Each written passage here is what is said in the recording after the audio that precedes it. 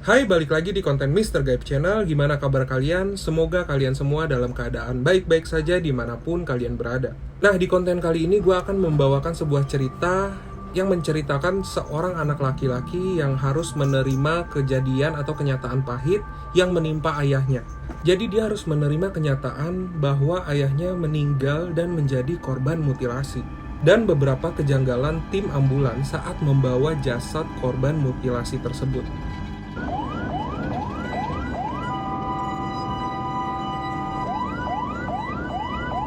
Jadi cerita ini ditulis oleh salah satu pengguna akun Twitter yang bernama @creepylogy. Menurut keterangan penulis, kejadian ini atau peristiwa ini terjadi pada tahun 2006 atau 2007 di wilayah Bekasi. Sebelum kita mulai ceritanya, jangan lupa kalian selalu dukung konten Mr. Gaib Channel dengan cara subscribe, like, komen, dan juga share, serta nyalakan tombol notifikasi agar kalian mendapatkan notif setiap Mr. Gaib mengupload konten. Dan beginilah ceritanya. Waluyo berumur 75 tahun, sepi dalam masa tua. Anak-anaknya sudah mapan dan hidup berjauhan, istrinya sudah meninggal, dan karib kerabatnya satu persatu tinggal kenangan. Waluyo tak banyak mau, yang penting hidup tenang dan mati pun dalam damai. Namun yang sederhana pun sukar terwujud. Saat istrinya meninggal beberapa tahun lalu, putra-putri dari Waluyo memberikan saran untuk ayahnya pindah ke panti jompo.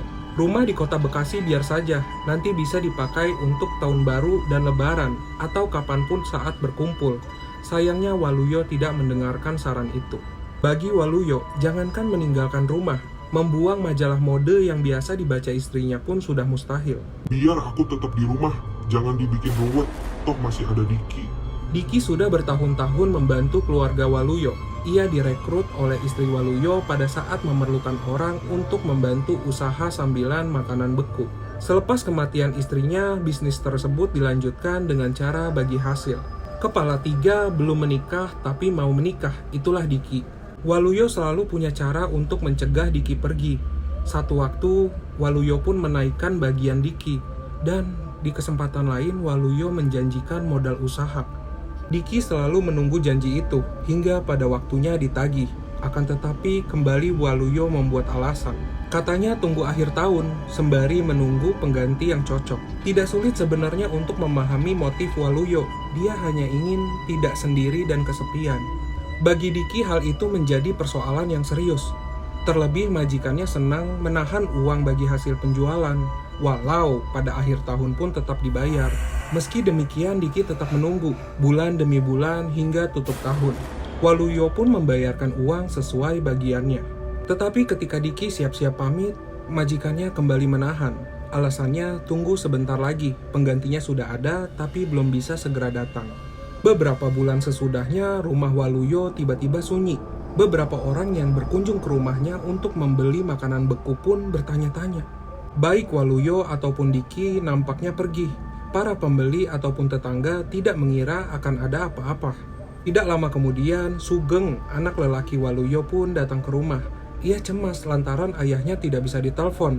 Rumah dalam keadaan terkunci dan lampu-lampu pun menyala. Dibantu warga sekitar, akhirnya pintu rumah dibuka secara paksa.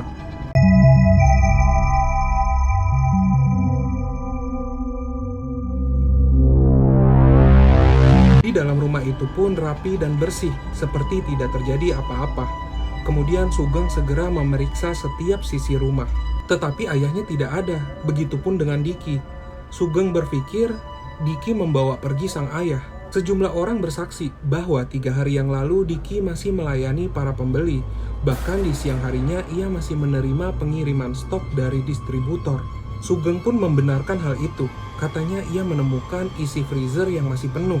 Hari itu Sugeng memutuskan untuk menginap di rumah sang ayah.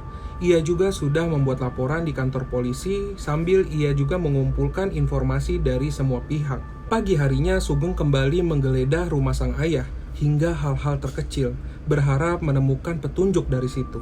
Dan ia akhirnya menemukan kejanggalan dari penemuan sebuah gerinda tanpa mata di bawah meja dekat kamar mandi. Sugeng pun langsung membongkar area sekitar situ. Hingga akhirnya ia menemukan beberapa helai rambut berwarna putih yang menempel di tembok dekat kamar mandi. Tampak pula bercak warna coklat menempel di tembok itu. Firasat buruk pun menghantui. Segera Sugeng meminta bantuan warga sekitar untuk membongkar isi rumah. 1 jam kemudian, firasat buruk itu terbukti benar. Waluyo telah meninggal. Tubuhnya terpotong beberapa bagian dan ditaruh terpisah di bawah tumpukan makanan beku. Aparat kepolisian dengan cepat mengungkap kasus itu. Diki ditangkap di tempat persembunyiannya yang masih di Jawa Barat. Ia mengaku gelap mata. Selain selalu dihalangi untuk pergi, korban pun selalu berkata kasar dan membentak. Adapun jasad korban setelah selesai diperiksa guna melengkapi berkas acara pemeriksaan, korban pun dikembalikan ke keluarga untuk dimakamkan. Dalam hal ini, keluarga korban memilih penyedia jasa ambulans swasta. Husaini, pagi itu ia sedang bersantai sambil memberi makan ikan di halaman rumahnya, hingga ada panggilan masuk. Ada yang meminta jasa ambulan untuk mengantarkan jenazah dari Bekasi menuju ke Sragen. Ia pun diberitahukan semua informasi yang berkaitan dengan jenazah. Lelaki itu tidak bisa menolak, bukan karena uang, melainkan karena ia sebagai penyedia jasa ambulan memang tidak bisa menolak. Apalagi kalau sudah menyangkut jenazah, katanya, wajib diterima walaupun uangnya tipis. Husaini pun bergegas, mengingat akhir pekan ia bisa minta ditemani anaknya Ali untuk gantian menyetir. Singkat cerita, ia berangkat berdua pukul 2 siang. Rencana ia berjalan beriringan dengan mobil anak-anak korban.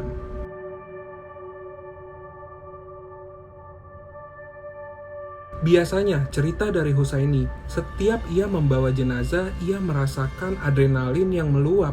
Entah kenapa timbul dorongan untuk secepatnya sampai tujuan. Namun hari itu berbeda. Justru ia mengemudi jauh lebih tenang. Mungkin disebabkan itu adalah pengalaman pertamanya membawa jenazah korban mutilasi. Meski ia sudah diberitahu bahwa jenazah telah diperlakukan sedemikian rupa agar tampak terlihat utuh. Ambulan Husaini menempuh rute melalui Jalan Tol Cikampek, Pantai Utara, hingga Weleri, Salatiga, dan seterusnya. Jalur tol tahun itu juga belum selengkap sekarang. Baru keluar Cikampek, Husaini sadar. Ternyata mobilnya terpisah dengan iring-iringan. Sepanjang gilirannya menyetir, lelaki itu tidak menjumpai keanehan sedikit pun. Ia mengaku bahwa ia jarang betul menemui atau mengalami keanehan saat ia membawa mobil jenazah. Bahkan ia mengaku saat membawa mobil ambulan, itu sama saja kayak mengangkut barang. Sehabis Weleri, Husaini digantikan oleh Ali. Anaknya yang satu ini cukup mengerti jalan. Husaini pun mempercayakan perjalanan sepenuhnya pada Ali, hingga ia bisa istirahat sebentar. Husaini tak sadar berapa lama ia tertidur. Ali yang membangunkannya. "Pak, kita hampir sampai." Refleks, Husaini melek. Ia melihat Ali berbicara pada seseorang, minta ditunjukkan alamat. Segera sadar, ia posisinya berada di sebuah jalan raya yang menghubungkan Sragen Purwodadi. Dari titik itu rupanya sudah dekat ke alamat. Tanpa kesulitan, ambulan pun sampai ke tujuan. Orang-orang langsung menyambut kedatangan jenazah dengan tangis duka yang meluap-luap.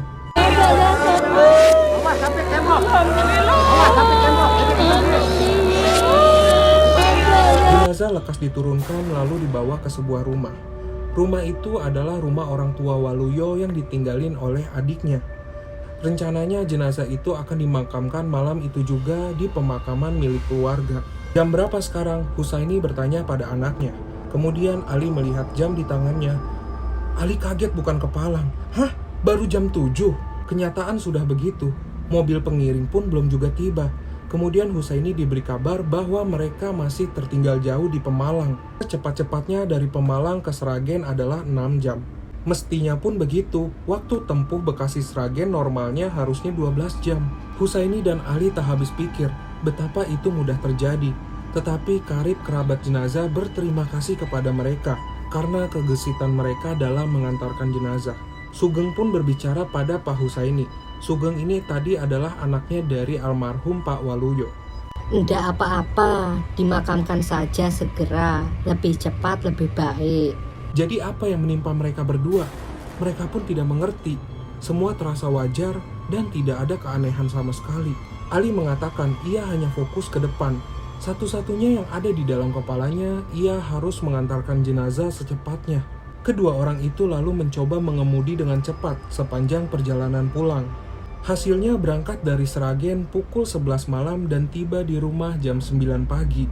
Dulu pernah mobil bapak saya harum menusuk sampai berhari-hari setelah mengantarkan seorang jenazah. Pernah juga mobilnya bergerak maju mundur semalam sebelum mengantarkan jenazah ke Cibarusah.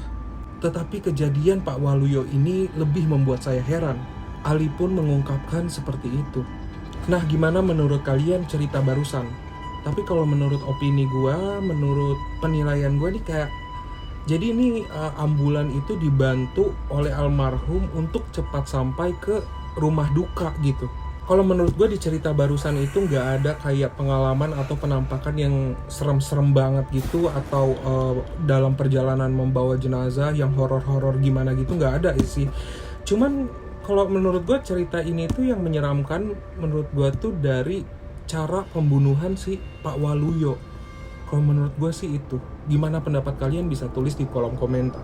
Sekali lagi gue ingatkan bahwa cerita ini ditulis oleh salah satu pengguna akun Twitter yang bernama @creepylogy. Di situ dia ada nulis beberapa cerita-cerita horor berdasarkan kisah nyata atau true story. Bagi kalian yang penggemar membaca cerita-cerita horor bisa follow akun Twitternya. Dan terima kasih banyak untuk kalian semua yang sudah support Mr. Games Channel dengan cara menonton sampai akhir. Terus juga jangan lupa subscribe, like, komen, dan juga share. Sampai ketemu lagi di konten-konten Mr. Gaib berikutnya.